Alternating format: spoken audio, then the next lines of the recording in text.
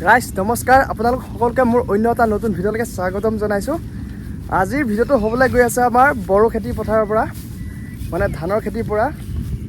এই ধানবোৰ এতিয়া পকিলেই আমাৰ গাঁৱৰ যিখন পথাৰ আছে, আজি প্ৰায় 10জনমান মানুহ আহিছে ধান কাটিবৰ কাৰণে।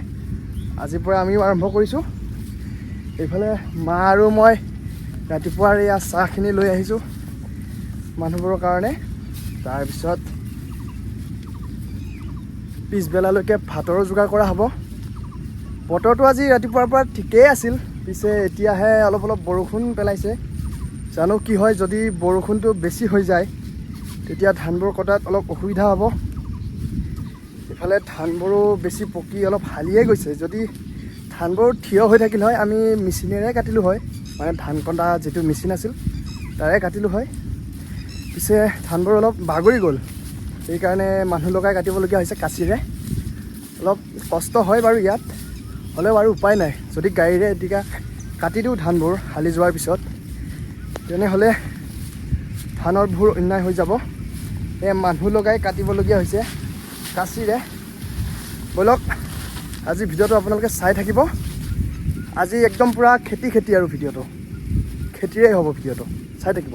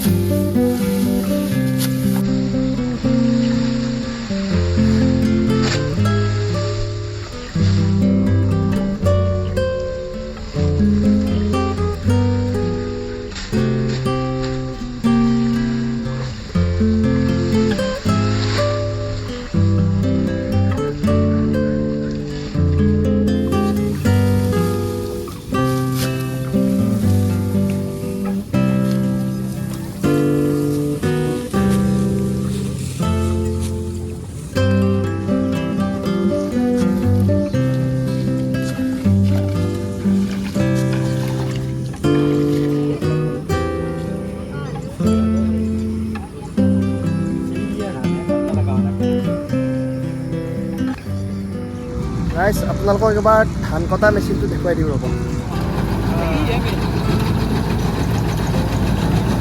ড্ৰাইভাৰৰ লগতো কথা আছে।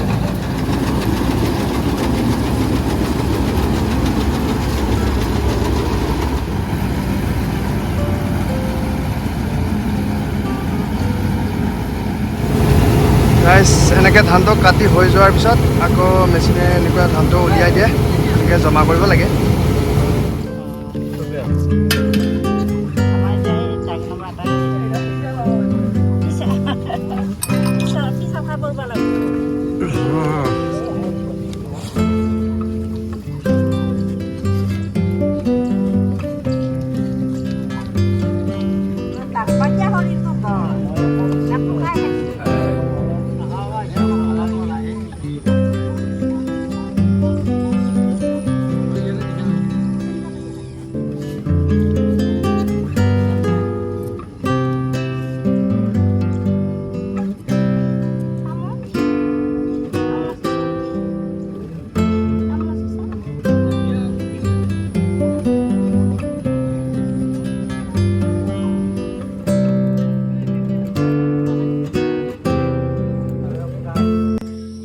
ৰাইজ চাহখিনি দি এইবাৰ আহিছোঁ আমি ৰাস্তাৰে, মানে পথাৰত অলপ পানী হ'লতো, বোকা হৈছে, সেইকাৰণে আহিবলৈ দিগদাৰ হয়।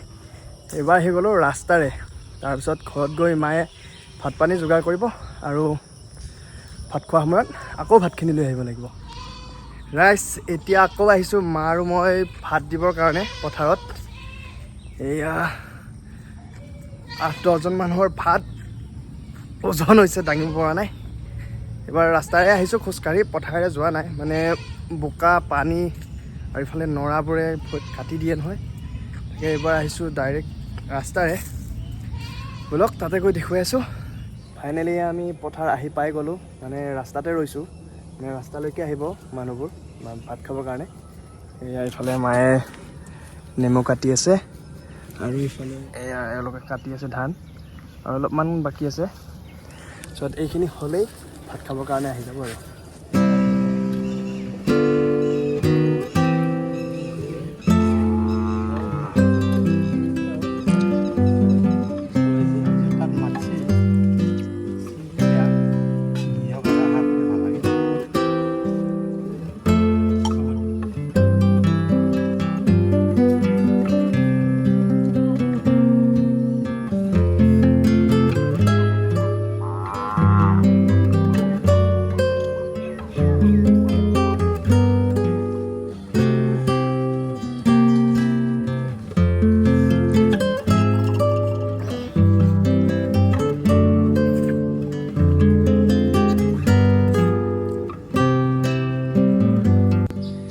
ৰাইজ ভাত পানী দি এতিয়া ঘৰ পালোহি বাচনখিনি লৈ আকৌ যাব লাগিব এতিয়া পথাৰ মানে কটা ধানখিনি মাহঁতে এতিয়া ৰাস্তালৈ কঢ়িয়াব আকৌ ৰাতি বৰষুণ দিব পাৰেতো তাকে ত্ৰিপালে ঢাকি দিব লাগিব এতিয়া এখন ত্ৰিপাল লওঁ ঘৰৰ পৰা আকৌ দি আহোঁগৈ ৰাইজ এতিয়া আকৌ ত্ৰিপাল লৈ পথাৰলৈ যাওঁ ইফালে এখন ত্ৰিপাল লৈ লৈছোঁ মানে ত্ৰিপালখন ইমান গধুৰ খোজকাঢ়ি লৈ যোৱা ইমান সম্ভৱ নহয় তাকে স্কুটিখন লৈ লৈছোঁ দি আহোঁগৈ পথাৰত